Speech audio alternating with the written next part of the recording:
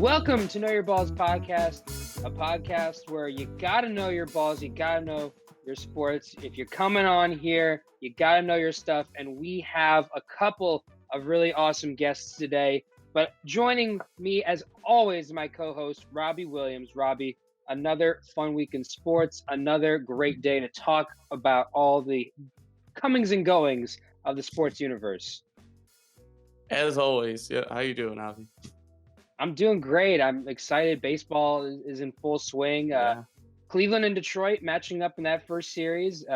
It's going on right now as we're recording it, but that's been a fun thing to watch, and it's been fun to look at baseball and see that hey, the summer's on the horizon. Yeah, I actually I couldn't get the Tigers because they switched over to Bally Sports and they have this thing. Yeah, they're not on some of the streaming services. If you're one of the people who cut the cord. So I actually listened to the game on the radio. So I had them describing the blizzard and how Miguel Cabrera could not see his home run. And then I went and looked up online like a replay of it, and so I could see it. And and I was like, oh yeah, no, it was a pretty good downpour there. I guess you don't really call snow downpour. Yeah. Well, I mean, blizzard. a It was like blizzard, whiteout for conditions. sure. That's what I'm looking for. Yeah. You mentioned real quick, like the Bally thing, like all the local Fox Sports channels, whether it's baseball or basketball, are now Bally Sports. Yep. And like that's gonna take some time to get adjusted to. Like the Fox Sports music isn't there anymore. The graphics aren't there anymore. The logos stuff aren't there. It's weird. It's a sad day. I don't know. I was saddened by it. I was like, what is this? I thought they just made baseball gloves. I thought that's all they did. I think I they didn't were know. like, I think they were bought by Sinclair Broadcasting, if I'm not mistaken. It's like a big broadcasting company, and then like they sold the naming rights to their stations to Bally, which I think makes like furniture or something. I don't know. They're not. It's just like naming rights. Like they sold the Yeah. naming rights to these television stations like they were like stadiums, like how they sell naming rights to stadiums. Yep. Like that's what Bally is. Yeah, I guess. I don't Hulu. know. I know for sure Hulu. They might have live sports, but right now they're in a contract negotiation that's kind of Yeah. upheaving their live sports pitch. I wonder if they're going to keep airing those commercials while this goes on. Well, there's talking about sports and there's talking about how sports are presented, and I love talking about both. So we mentioned baseball. We'll talk about baseball in a sec. Opening day is come and gone. Also, we've got a special guest, Jarett Diaz, one of our Tonique sports contributors. He will be joining us to talk about the upcoming draft.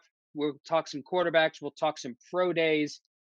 Also, let's just call it a really bad night for the Golden State Warriors, uh, losing by over half a century To Toronto. to the Toronto Raptors. I know they haven't had Detroit beat Toronto year. by 20 points the other night. Yeah, Toronto. I think that was Detroit. like, And then you get beat. Win. That's Yeah, that was like their a hard second fall. 15 games. It was bad. It was really bad. Not that I feel bad for Golden State. Really? I like him. No, I don't know. I'm I'm partial to fan, Draymond man. Green. I'm a Cavs fan. We faced them in the finals 4 years in a row. I don't have any sympathy for them. In addition to that, more hoops in college. We've got the men's Final Four upon us.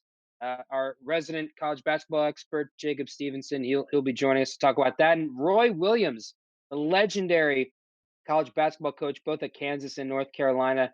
He retired. The news came on April 1st, so I thought it was April Fool's. I didn't even know if it was actually real. Apparently it is. So we will talk about that before we sign off. But first, Robbie, as you mentioned, opening day, it's back in classic Detroit fashion. I guess there was a massive snowstorm. Of course, you always have those weird weather opening day games, but always fun to now see fans back in stadiums. In the case of the Texas Rangers, they have no limits. But just the fact that we can hear the roar of the crowd, the fact people that catching can, foul balls. They're not just bouncing around all these cardboard cutouts. That was the first thing I noticed. Like people are actually getting hit in the face with a baseball because they're paying attention to their popcorn. Oh yeah, for sure. So and another thing, the something that I think I mentioned to you in passing before, but the biggest winner probably of the 60 game season last year, and the fact that there were like no fans, easily the Houston Astros because they were spared the shame tour, right? That came after the cheating scandal. They had their first game in Oakland the other night, and It Ace was just fans put on hold. They weren't they spared. oh no, that's a okay valid, but yeah, so A's fans were really letting them have it. The few that were there. Yeah, no, that's they still won, what, 8-2. So they I'm sure they'll take the win and the booze. Oh Um yeah. that's so ridiculous to me. And the championship that they won by banging on trash cans. Yeah. So Right. I think there was some kind of Family Guy joke I think they made about the Astros cheating scandal, and it was like a fake 30 for 30 thing, and it was like no one will say who's responsible for the trash can banging scandal, and it like pans for the whole team, and you just see Oscar the Grouch in his trash can, and That's funny. and it was so Yeah. obviously him.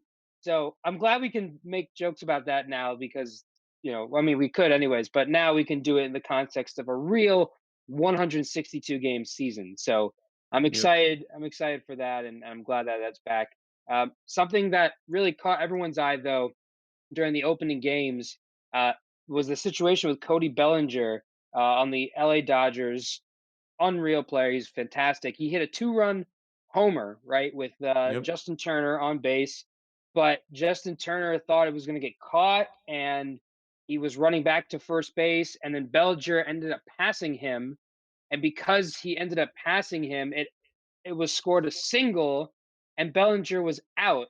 So it went from 2 runs for the Dodgers to 2 outs for the Dodgers. I've never seen anything like it. Oh, it was 2 outs? I thought he still got a single out of it. I think it was a single and he was out. Like, it was scored a Oh, single okay. and he was out because he Dang. passed the runner Okay, ahead of that's him. worse than I thought it was then. Yeah, base running From the matters, headline here. folks. Yeah, that guy was confident, that or, what's his name? Turner.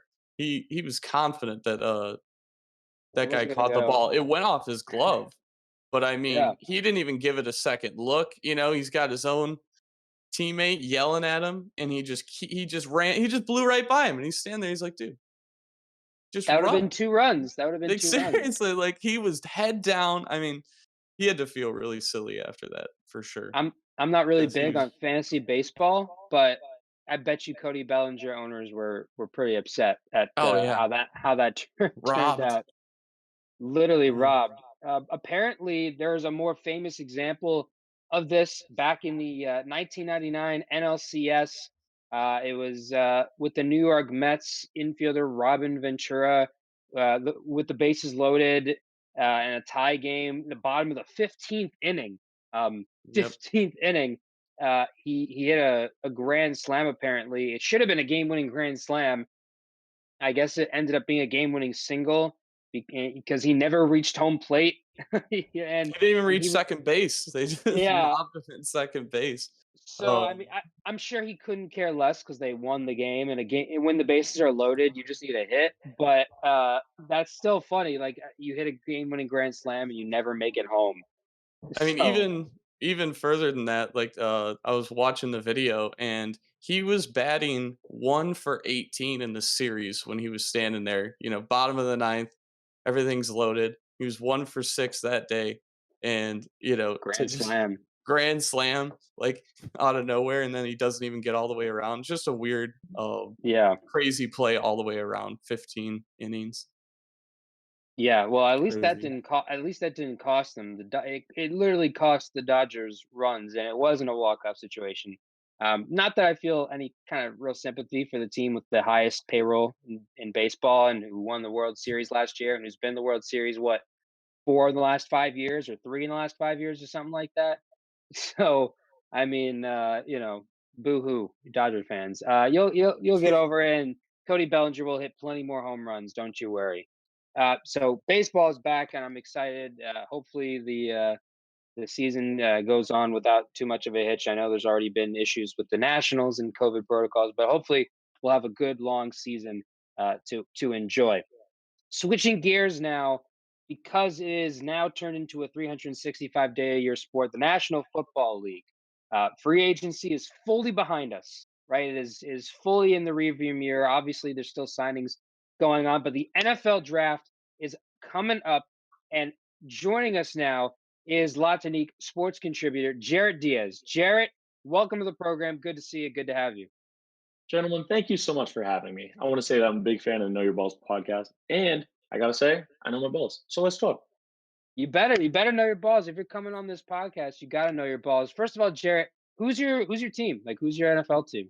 Oh man, born and raised in the Bronx, you could go one of two ways.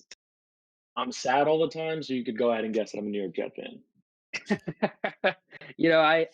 As someone who used to live in the New York area, I know my fair share of Jet fans, and I'll tell you what, it's been a while since they've really had something to cheer about. What those two AFC Championship game runs Oh, the with Marky Mark Mark days, Sanchez, man. the Sanchez.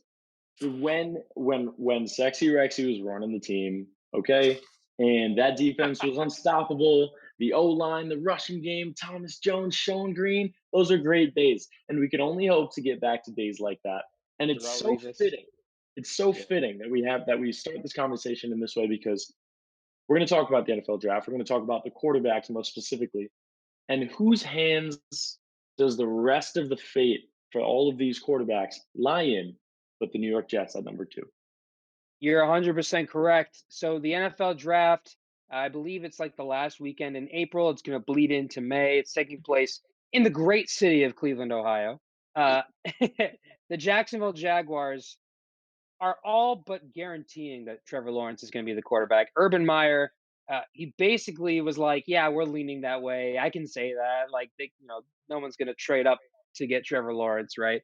Trevor Lawrence is kind of off the board. We're not even talking about him. He's hardly been mentioned actually in draft coverage, which I find very interesting. But of course, he's the consensus pick, and so the second pick in the draft belongs to the New York Jets. They have a quarterback by the name of Sam Darnold. He's on the roster still, um, but maybe he won't be much longer. And here's the conversation that we'll get into now is the quarterback class in this year's draft is considered one of the better ones in recent memory. And outside of Trevor Lawrence, Zach Wilson out of BYU, Trey Lance out of North Dakota State, Justin Fields out of Ohio State, Mac Jones out of Alabama. There's a bunch of different guys that many people project could be starters in this league, and a number of them have put up some great stats in college. But I guess, gentlemen, I'll open up to the floor. I'll start with Jarett though, and where do you see this quarterback hierarchy? Who do you see as the number two guy behind Trevor Lawrence? Well, that really is the question, right? Who's the number two guy? Because I don't think there's a package big enough in the NFL to make that jump to number one. You said Urban Meyer's all but guaranteed that Lawrence is going number one to the Jacksonville Jaguars. So we have the New York Jets picking number two, the Niners trading up to number three, the Atlanta Falcons at number four. And then because there are so many quarterbacks currently available and projected to be solid in this league, you have to look at picks 8, 9, 15, and 23 with the Jets again, right? You have the Panthers at 8, the Broncos at 9, and the 15th slot belongs to the New England Patriots, but they can move. They can move up, they can move back. I've always looked at it this way. If there's a guy that you think will helm your franchise for the next 10 years, there's no price too high, which is why the 49ers just mortgaged their future to trade up to 3.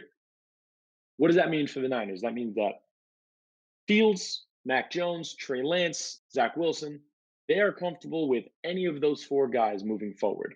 Not to mention they still have Jimmy GQ on the roster. But let's talk about the number 2 pick. Let's talk about the New York Jets.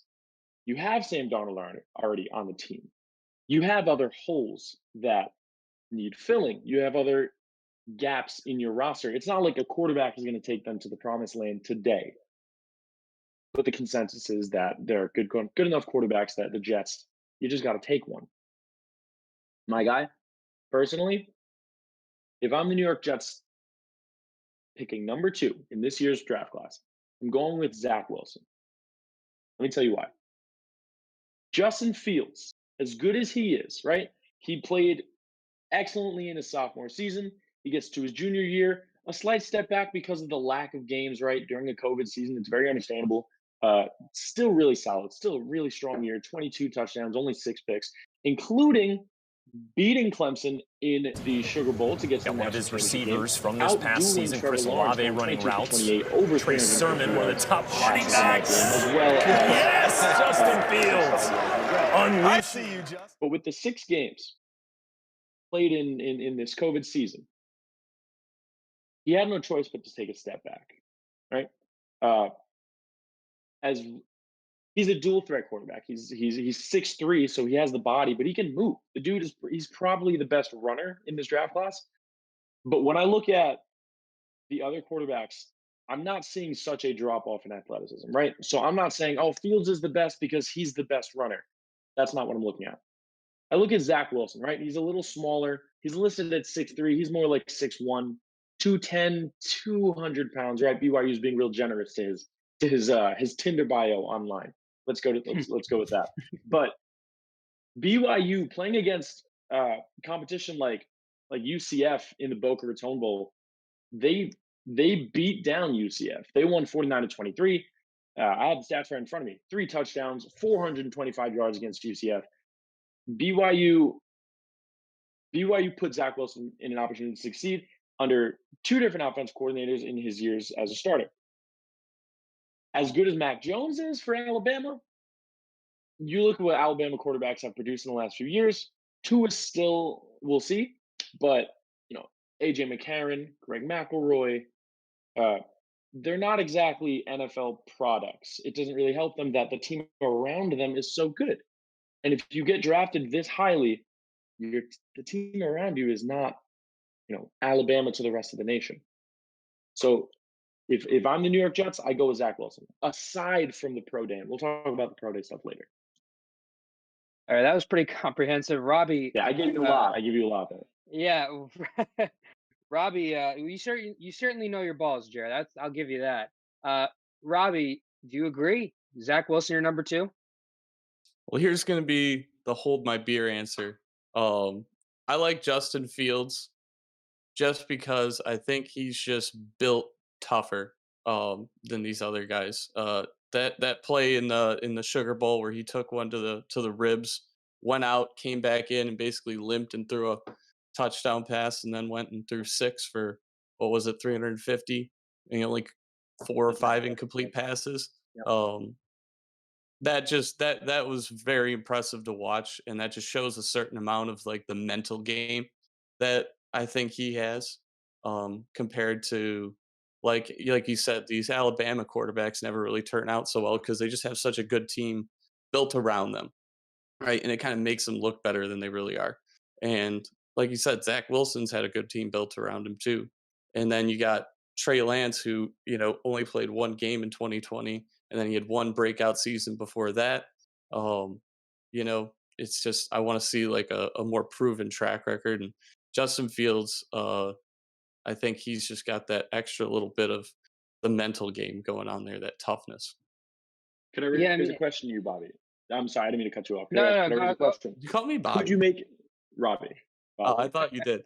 I almost got. Nobody really calls me Bobby, but it doesn't make me upset. I was like, you just went right there. You did it. That's great. Let me raise the question then, because the argument of Mac Jones with Alabama around him that I just built, couldn't you say the same thing about Justin Fields? Going as far back as Troy Smith to as closely as Dwayne Haskins, Ohio State quarterbacks aren't doing any better. True. I'll give you that. That is a very true statement. So you bring up something interesting there, Jarett. I personally am not of the belief that just because a program that you come from hasn't necessarily produced like the best quarterbacks doesn't like I don't think Dwayne Haskins and the failures that he had in Washington will affect Justin Fields. Like I don't see that having any impact on if he's good enough to make it in the NFL. Like they're 2 different circumstances, even though they were in the same program in a very short amount of time. Troy Smith, that his situation definitely doesn't factor into this to me.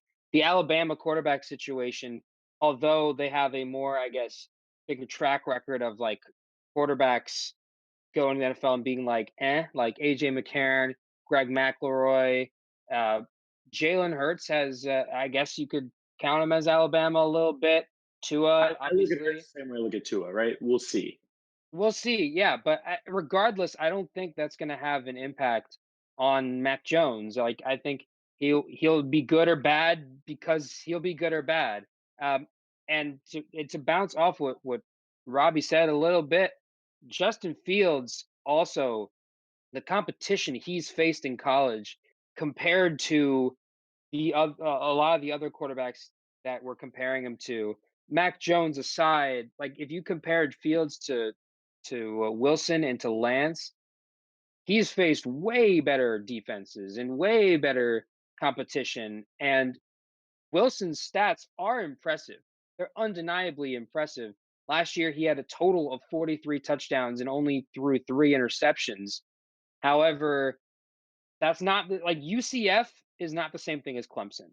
And what I saw from Justin Fields against Clemson, the way that he would not be taken out of that game, at least not for longer than a couple snaps, the way that he stuck in there and outplayed someone who was widely regarded as the top pick in the draft, that showed a lot to me. And I know I may have a bit of a bias as an Ohio State fan and an Ohio football fan in general, but just objectively as I can possibly put it, he played better defenses. He performed better. Yeah, he didn't necessarily have a great showing in the championship game against Alabama, but I truly believe that he has the better, I guess, makeup and I guess IQ to be the best quarterback aside from Lawrence, be able to step in from day one and be a leader and to lead an organization. Here's a bit where I agree with the both of you. In fact, Justin Fields is nasty. Justin Fields is wild talented. I think what's crazy about draft season and the way that all these mock drafts come out, and all these projections come out, whether it be from scouts, from uh, the media, whoever it may be, Justin Fields had an opportunity to put himself ahead of Trevor Lawrence, possibly once they were coming up to that Clemson Ohio State matchup. And Fields played better than Lawrence did. And so some people were thinking, all right, maybe Fields is the consensus number one pick. Maybe Justin Fields should be drafted number one. Until he came up against Alabama, which by all accounts is the most NFL-like defense in the NCAA. And he didn't come up. He didn't perform against Alabama. 17 for 33.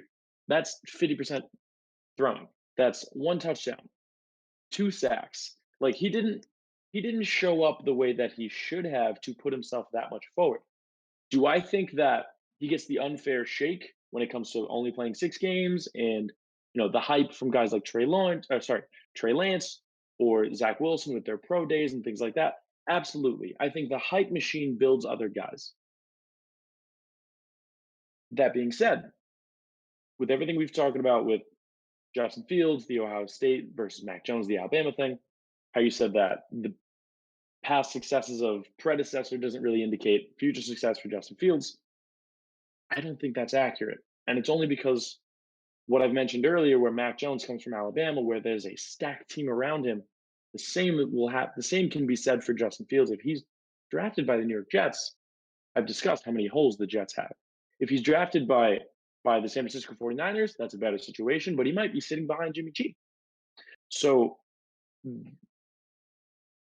success by the quarterback he can only take them as far as the team will allow him to take them. And so it really matters what situation he ends up in. If I have the number 2 pick and I'm the New York Jets, I don't root for Justin Fields to even go there. If I'm like you and I'm an Ohio State fan, I want Justin Fields to be in a better position than the New York Jets. You know what I'm saying? Well, I'll tell you what. From hearing a lot of Jets fans, I've heard a lot of Jets fans over the years in the course of the drafts that they've had. They say they don't want a guy and they hope they don't get him, and then they get him, and then they're like, let's go. Yep. So I said the same thing about Darnold. I wanted Baker Mayfield so bad, and we couldn't get him to fall. Now, if I'm the Jets, I as a Jets fan personally, I don't want to start over again. I think Darnold might have a chance here with a new coach. I want Devontae Smith. I'm being honest. I want the receiver from Alabama because he's killing it. But if you're the New York Jets and you want to start over and trade Darnold out, I go with Zach Wilson. You guys go with Fields. I don't think there's a wrong answer here because it's ultimately how good can the Jets be with a new quarterback. Well, I'm sure when we look back on this episode in 10 years, we'll be able to see how that there is potentially a wrong choice for quarterback at I number like two. your Devontae Smith idea. I think that's a much better idea He's than so chasing good. He's just so good. quarterbacks after quarterbacks. Give your quarterback something to work with, That would be a and maybe Jets he'll move, do though. something. And That would be everyone be all mad about it, but yeah. Right. Everyone's Until expecting until the quarterback. guy plays like Justin Jefferson and he kills it as a rookie. You better hope so. You better hope so. Um, a situation that we mentioned a little bit, and we'll transition to that now, is the situation with the San Francisco 49ers is something that I don't think we've seen in recent NFL history. They made a very aggressive trade up to the third pick in the draft, and there was a whole pick moving with the Eagles and the Dolphins as well, completely changing the makeup of the top 10, the top 15 in the draft, and that will be discussed as we evaluate this draft in retrospect. But the San Francisco 49ers, they're communicating and they're messaging, specifically with their current starter Jimmy Garoppolo, has been very open and very honest. They've said that they feel like Garoppolo gives them the best chance to win now. They don't feel like if putting a rookie into that roster would give them a better chance of winning right now than Garoppolo, which I believe I agree with that sentiment. They've gone to the Super Bowl with Jimmy Garoppolo. They've proven that they could win with him and a healthy roster. There's definitely a lot of talent still on the team, but the plan that they've basically laid out rather publicly is to draft a quarterback third overall, let him sit for a year, build up how to be a pro, and play behind Jimmy Garoppolo for a year, and then transition him in. Uh, I think the Kansas City Chiefs gave them a lot of ammo to do this when they did the same thing. They had a very reliable starter in Alex Smith, who's not, I wouldn't call him a top 5 quarterback, but they were winning games with him. They were going to the playoffs with him. And then they drafted Patrick Mahomes. A lot of people thought it was a reach, and the rest is history. So, Jared, I guess, what do you think of this 49ers situation? Is there a quarterback among the group that we've been talking about that you think they would draft? And what do you make of their strategy to trade up this aggressively? I would be foolish to disagree with NFL Hall of Famer and BYU legend Steve Young when I say that Steve Young knows the 49ers want Zach Wilson. They would love Zach Wilson, I believe. But they're not going to get Zach Wilson, in my opinion. I think he's going to end up with the Jets at 2. I think the 49ers made the right decision trading up to go get a quarterback that they think that will carry them into the future if Jimmy Garoppolo is the now. I don't see any glaring holes on their roster, any wildly open spots or missing pieces, as we just saw them in the Super Bowl 2 seasons ago. And without the health issues of last season, would have been a contender again, in my opinion. So I think that a quarterback in this situation wouldn't be a bad move. You also look at when they drafted Colin Kaepernick, just as Alex Smith was starting to turn a corner with Jim Harbaugh on the roster. You look back just a few years ago. Now, you didn't trade high to get Kaepernick. You didn't I go think as aggressively. I think he was a second round pick. Right. You didn't have to make the moves, but at the end of the day, they went with a quarterback they thought would carry them into the future. And for a couple of years there, he actually did.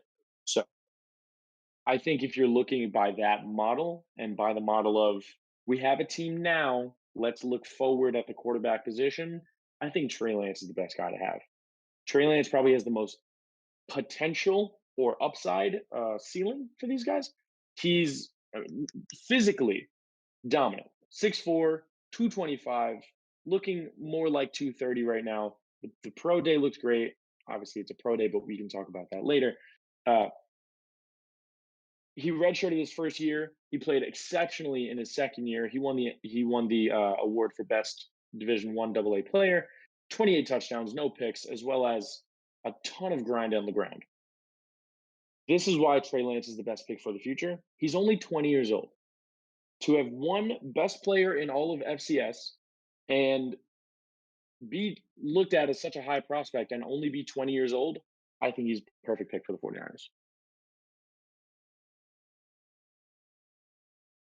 Well, I'm gonna have to disagree and say that if Zach Wilson's going to the Jets, I think they're going with Justin Fields just because he's got one good season. That's my only beef with him really. I don't think you could just hop on that train because of one good season. If I was a 49ers and I want to sit someone on the bench a little bit, I'm going to take someone like Justin Fields and take a little bit of that experience and then work with that experience versus like basically this Trey Lance is going to be playing out his college games in the NFL. Well, he won't even be playing for another year because he'll be sitting behind Jimmy Garoppolo. So it'll basically be 2 seasons off after he's only had one great season. And it's just you can't replace game time experience with just working out like in a pro days type of style. That would be my only You're absolutely right, drawback and you of can it. fall into the trap of Mitch Trubisky or Sam Darnold drafting a young kid and putting them in a position where they've barely played in college and now they're playing in the big leagues. But Trubisky didn't play that bad. Sam Darnold didn't play that bad. I don't think lacking college experience is the worst thing going in, especially when you're with the 49ers who already have the pieces in place and will have a competent starter in front of you. Yeah, but you really accentuated that bad. They weren't that bad. They were bad. They were They were bad. rough. They They were don't. rough to There's a watch. reason they're moving on. They weren't that bad. Maybe if they had had an amazing team around them, but like the reason the Maybe if they 49ers didn't have a are competent quarterback drafting in in front a of them new and quarterback is known because they system. want to take their team to the next level. They don't want somebody who's just they might not be that bad. You're right. That's a fair Like point. You I don't know just the don't. future for It mediocre. scares me. One season, let somebody else take a chance on him. I think he's gonna fall a little bit just because of that. But he is a monster. I mean, like you said, he's 6'4", what, 225? Big dude. Big dude. Yeah, Robbie, like your thoughts? You definitely think has a lot of 49ers Yeah. is the potential. right But call? Look, I think if you're a quarterback who's like you said, 20 years old, who's coming from North Dakota State, I believe, and an FCS school, it might benefit you to sit a year and learn how the NFL works and operates, and that's a big step up in the defenses that you're going to be playing and in the coaching staffs that are going to be game playing against you. I think it would very much benefit Trey Lance, probably more than any of these other quarterbacks, to sit for a year. And so, while Steve Young, BYU alum, might say a lot of great things about Zach Wilson, it might be Trey Lance at 3, uh, because again, they feel like they have a guy that can win in the short term in Garoppolo, and then Trey Lance, who potentially has the most potential. That's the key word, right? Uh, if he hits that ceiling and sits for a year and gets the chance to learn under a guy who learned under Tom Brady back in the day, that would be very beneficial to him. So when I did my mock draft for I wrote up a mock draft for Tonique, and hopefully we'll be pushing out that piece closer to the draft. Uh, I put Trey Lance at 3. I have him going to the Niners. I believe that they're trading up to get a guy who they believe can be their next Patrick Mahomes. But again, it's not an exact science, and obviously we'll see how this works out. I want to move on to pro days because we've mentioned it a little bit, and Jarett has touched on it a couple of times. Um, Something that's been getting a lot of attention, and I'm not sure if it should deserve all this attention, but the 40-yard dash times for these pro days have gotten a lot of coverage. Obviously, the combine not happening is going to make these pro days even more important, put a greater focus on them than they would normally be. But there's a lot of guys, wide receivers and cornerbacks in particular, running 40-yard dashes in 4.2 something seconds or 4.3s. I mean, like these unofficial 40 times I guess, are kind of warping a little bit in how we're viewing these prospects. Jarett, do these 40 times like even matter? I think for certain positions they're everything, and for others they're nothing. Uh, when you're looking at Jason Oway from Penn State, right, who is a defensive end, he's an edge rusher. Does the 40-yard dash matter? No, because he's never running without being touched. Never, ever. That's not a thing. I don't think that the 40-yard dash is the best indicator of on-field speed for certain positions. But when we talk about receivers and we talk about cornerbacks and defensive backs in general, these are open field players, I think it matters. But I think the reason that there's so much attention on the pro days right now, as you touched to, is because there is no combine. There's no NFL combine this year. With the quarterback specifically, because that's what I focus on most when I do my NFL analysis, my college football watching. I don't think that pro days are great indicators for abilities because I watched a video earlier today where one of Matt's Dan Orlovsky, who used to back up Matt Stafford for a long time in Detroit. He works at ESPN now. He talks about how Matt Stafford used to make a throw like Zach Wilson did all the time in practice. But we're blown away because we saw it on a pro day from a 21-year-old kid at BYU. Does that indicate his ability to be a great NFL quarterback? No. But do these 40s, however unofficial as they may be, indicate on-field speed for receivers and DBs? Yeah, they do. So I really think we have to look at it from a more position-based perspective, from a different lens, as we're all looking at it right now. When it comes to these 40s, what position do they play? If we're looking at quarterbacks, Jamarcus Russell had a great pro day. So did Johnny Manziel. Oh, Johnny Manziel. Oy. I love Johnny Manziel, all the talent in the world. The pro day didn't matter. It was all about the brain. It doesn't matter. For a lot of guys, the pro day is not to be inappropriate, but it's a stroke. It's all about fame and hype. I agree with that. Definitely. And it was a long I've never really paid attention to the 40 times in all the years I've been paying attention to football because it's just like, it's kind of like a baseline for, you want to make sure you're not drafting a slow guy, right? But it doesn't really matter unless you're talking about these positions where, speed is everything. So I Yeah, agree with you. I think the most I ever pay attention to 40 times, I think a couple of years ago, there was some promotion that either Under Armour or Adidas had where like whoever ran the fastest 40 time in their shoes or whatever got some kind of sponsorship or Yeah, whatever. that was And Adidas in the John Ross season. So I think 3 years ago. yeah. Yeah. So that I think that was the most I ever paid attention to it. And John Ross, just like, He's I mean, lightning. he's not like putting up giant numbers. He's not like a guy that like when you're facing them, like the Bengals, he's on the Bengals, or he was. I don't even know if he's still there. It's not like you were like, oh no, John Ross, we gotta face John Ross. Like, yeah, it was Right. just something He's that he's you a needed guy. to He's a guard. guy who, when you're looking at a guy who's a burner like that, especially at the wide receiver position, what's your game plan?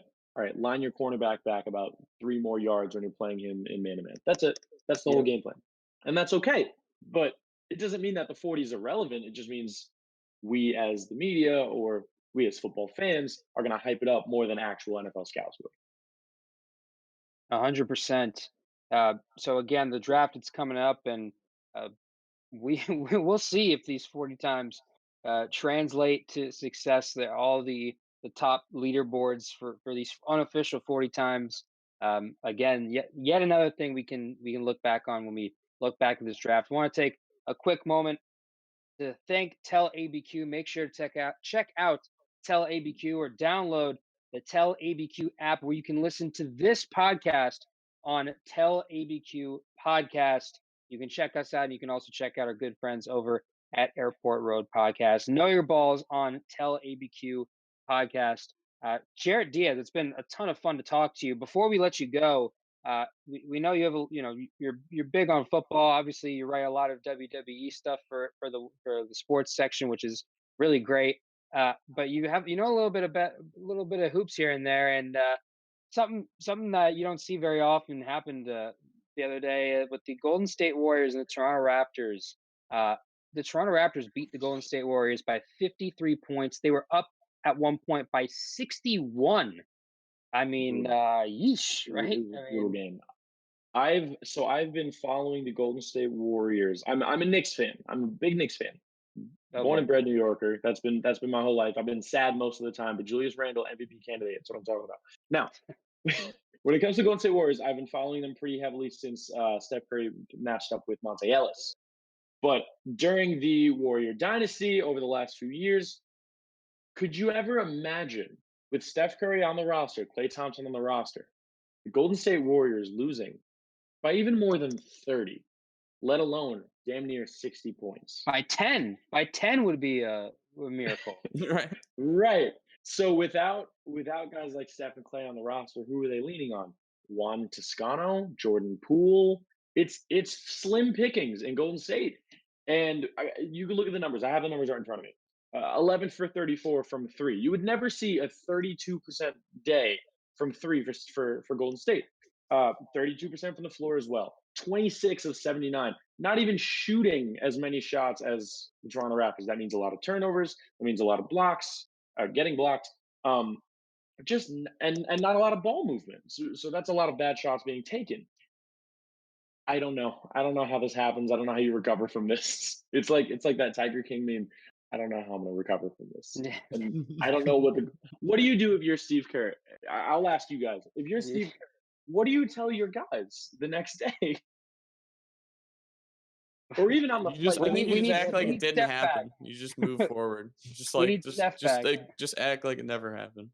Yeah, throw out the game tape. Never refer to it again. I'll tell you, as a Cavs fan, seeing them in the finals 4 years in a row, I don't really feel You don't bad. care. You don't feel bad. I mean, I'm okay. I'm okay with it. Like that's a logo and a franchise and an organization that I always associated with as like the big bad guy, like Thanos collecting Oh. freaking Kevin Durant. Like, come on now. Like, Less so than your guy LeBron, or I mean, it was Yeah. LeBron. It was LeBron. Oh boy, we're gonna be here forever. Yeah. LeBron, we can it talk was about that for a while. we can talk. That's a whole other conversation. Jeez. And we could dedicate a whole other podcast to that. But geez, the Golden State Warriors not looking so hot. Maybe Bro, maybe I'll dance on the that's ground a little it's bit. it's in wrestling what you would call a squash match. Well, Yeah. wrestling terminology is always welcome here. You're always welcome here, Jarett. Thank you so much for joining. It was a pleasure to talk football, and uh, come back again. We'll see you again. Make sure you guys check out Jarett's stuff on Tonique.news, the website. He's got a whole bunch of great stuff going there. Jarett, as always, thank you so much. Thanks for having me, guys. Appreciate the time.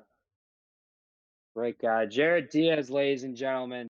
So the NBA, we got that in full swing, but we also have more basketball going on. March Madness, which just started not too long ago, is coming to a close, and we have the Final Four. By the time this comes out, we'll know who's in the championship game. But right now, we have our Final Four teams, and for that, we'll bring in our college basketball guru, Jacob Stevenson. Jacob, we've got Gonzaga versus UCLA. We've got Baylor versus Houston.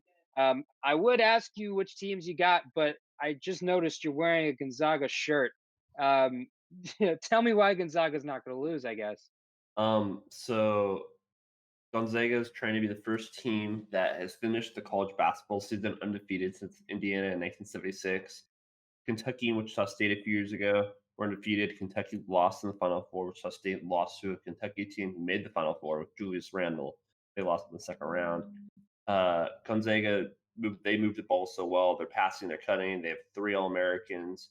But they play a UCLA team that's been really hot. UCLA barely got in the tournament in the first 4. UCLA lost their best player, Chris Smith, due to a torn ACL in December. Center Jalen Hill left the team due to personal reasons in early February. But Jaime Hawkins and Johnny Juzang have been playing really well. They're wings that can create their own shot and shooting well.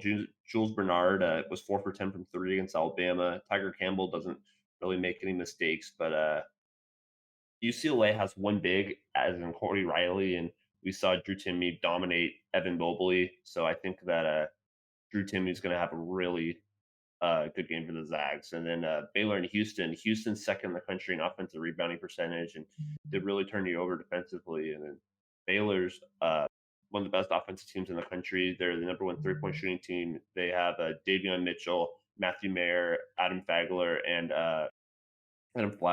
Jared Butler all shooting around 40% from three. So hopefully we'll get two good games. I'm thinking kind of Gonzaga will win comfortably, and then Baylor will beat Houston in a close one. I got to argue with you on that. I don't think Gonzaga is going to win comfortably. I think UCLA is going to come really close to doing what they did to Alabama, doing what they did to Michigan, and they're going to make it interesting at the very least. I don't think they're going to win, but I think they're going to make it interesting because that team's been fun to watch, man. And I'm just living vicariously through them as a State fan. You hear that? Take the, what is it? The line's like -11. Take the line. I think that UCLA has done a really good job of slowing the game down the last couple of games, and they're really going to need to do that, and they're really going to need to shoot the ball well. But Gonzaga's had one game the whole season that's been in single digits, and they beat the last three games. They beat USC by 19, they beat Creighton by 23, I believe, and they beat Oklahoma by 16. So the line, I believe, it was 14. I don't know what it is right now, but if UCLA slows the game down, I think they'll be able to compete. So, real quick, important question, Jacob. You live in Washington State. Is it Gonzaga or is it Gonzaga? Like, how do you pronounce it? Okay, so it's either Gonzaga or Gonzaga. It doesn't really matter. Just don't say Zaga. It's not Gonzaga. It's vague. Just don't. That's Gonzaga. That's the thing. My brother went to school there. It's just Zag. Like Gonzaga. Nobody really cares, but it's not Gonzaga. Do so not it's Gonzaga. Gonzaga. It's Zaga. Okay. Like bodega. It doesn't even seem like a school or a place where there's like a major college basketball program. It almost seems like a flavor of like a random energy drink. It's just this little private school in downtown Spokane. Like the school, the school almost had to shut down. It's Spokane? I thought it was Spokane. It's Spokane. It's Spokane. Oh, Washington's so weird. But yeah, so it's a little private school in downtown Spokane. And the school, before Gonzaga went on the run 22 years ago, they made a tournament since '99, I believe. Gonzaga almost had to shut down a school because they didn't have enough money. But yeah, it's downtown Spokane, little private school, 8,000, 9,000 enrollment, and they're in the tournament every year. They're not just in the tournament. This is like an all-time team.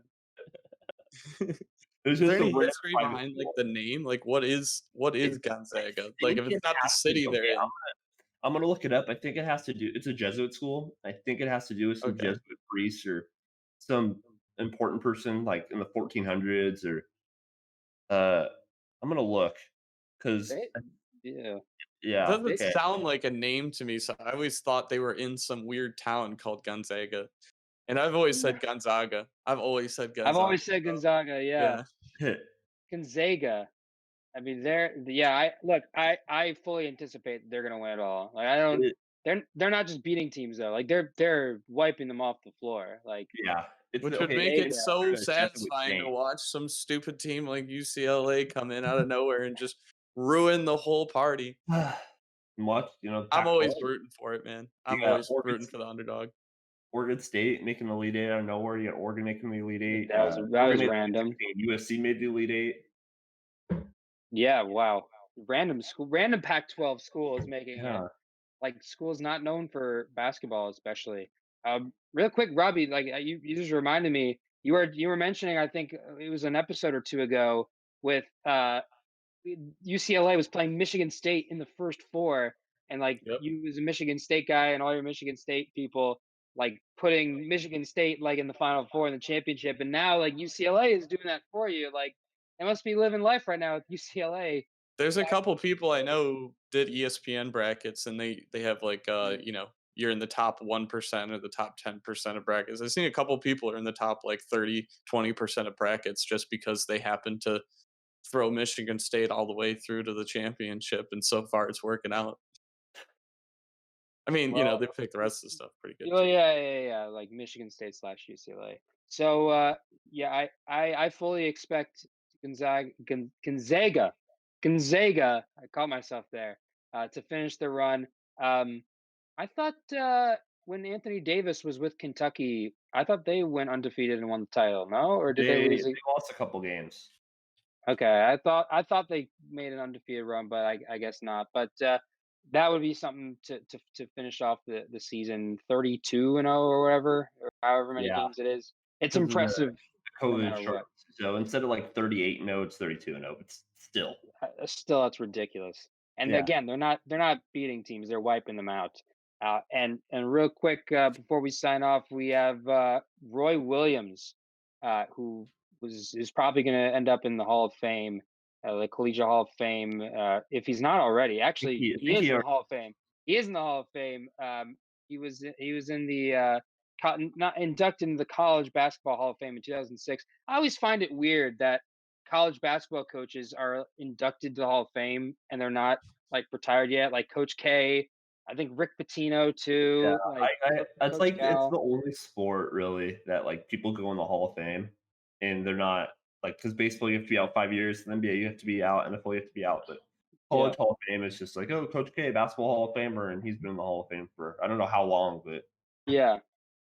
So That's I crazy. mean, Roy Williams, he 3 national championships, 33 seasons at 2 of the most iconic basketball programs in college basketball history at Kansas and North Carolina. He retires winning over 77% of his games played, 903 wins, 79 tournament wins. He has coached a long list of NBA players, both at Kansas and North Carolina. The news came out on April 1st. I didn't think it was real. I thought it was April Fool's. I guess it's real. But a hell of a career for Roy Williams. you since you guys are Robbie, Robbie, are you on Eastern time? Yes.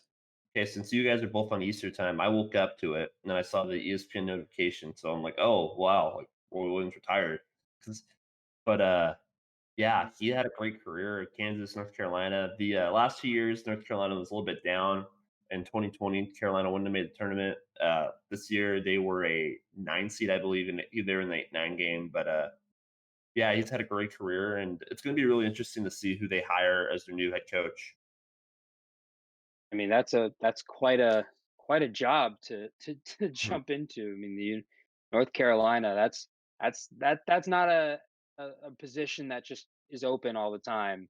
So I'm very interested to see how they fill it, and that will definitely dominate the news cycle. Whenever they fill that vacancy.